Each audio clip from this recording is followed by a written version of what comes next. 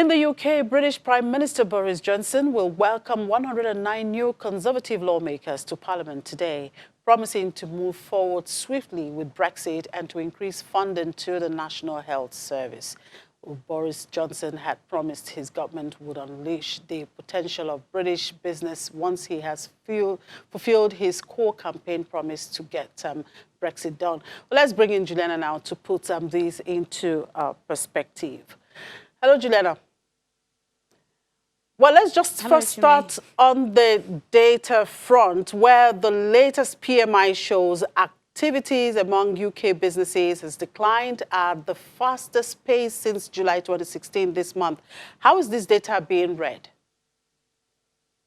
Well, it's disappointing data from the PMI. It's only flash data, so it's not the final reading. We'll be able to get that by the end of next week. But what it indicates is that for the fourth time in a series of years, the UK output is declining. We had a reading in November of 49.3. The index for December, the all-share index, is down to 48.5. As you said, this is a 41-month low, and it's the second lowest reading that we've had in the past 10 years. Of course, all of the economists and the analysts are on this, and what they're predicting, or what they're citing, is that, of course, we had the pre-Brexit and then we had all of the pre-election uncertainty. So purchasing managers were being more cautious than they would have been. Also, as well, consumer confidence isn't great. We're yet to know specifically from retailers how they did in Black Friday, but it's expected that it wasn't as good as it should have been.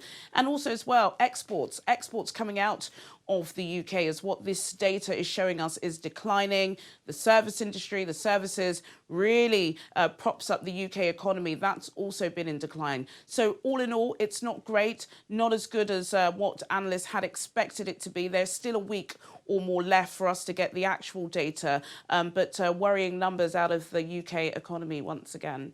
I'll look at the numbers quickly, Chimmy. Of course, this hasn't actually affected the FTSE all-share. It's doing very well. Of course, it was gaining from post-election results on Friday. At intraday, it's still doing very well. The all-share is up by 1.65%. The FTSE 100 is up by 1.87%. And the FTSE 250 is up by 0.66%.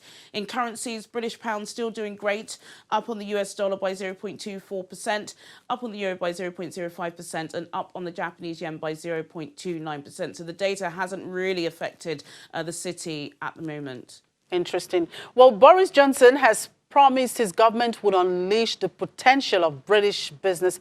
What do businesses actually want from Mr. Johnson?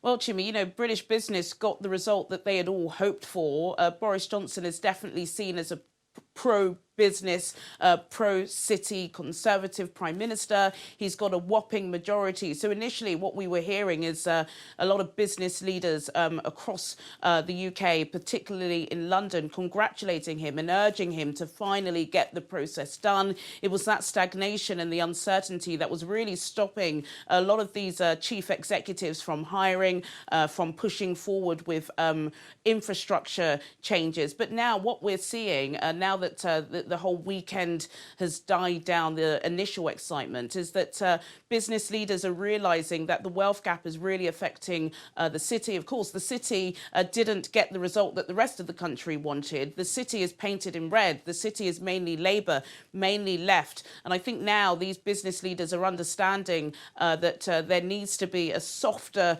approach to capitalism. The wealth gap is definitely increasing in the UK. So they do want Boris Johnson not only to make sure investment is coming into Britain, but they also want this investment to trickle down to those who need it most. So there's definitely a sense of responsibility, or CSR as they call it.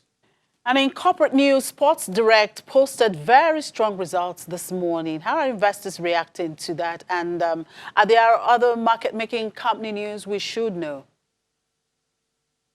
Well, you know, Mike Ashley, the owner of Sports Direct, he'll be in a very good mood this morning. Their shares were up 16% when they announced their 26 weeks to October profit results, which are up by 160% to £193 million. So it's been a great year for Sports Direct. Of course, Mike Ashley, the owner, he also bought House of Fraser earlier this year. And really, there are a lot of people that were saying it was a stupid move, that he'd never get his money back. But House of Fraser are also apparently on the up. So very good day for him. Also as well, we've just seen from the numbers that the FTSE 100 is doing fantastically well. There are up shares for British American Tobacco, Burberry, the Royal Bank of Scotland and others. Of course, the fact that we may be seeing an ease in the trade deal has also spurred investors. So all in all, it's a positive day on the FTSE All Share in the equities today.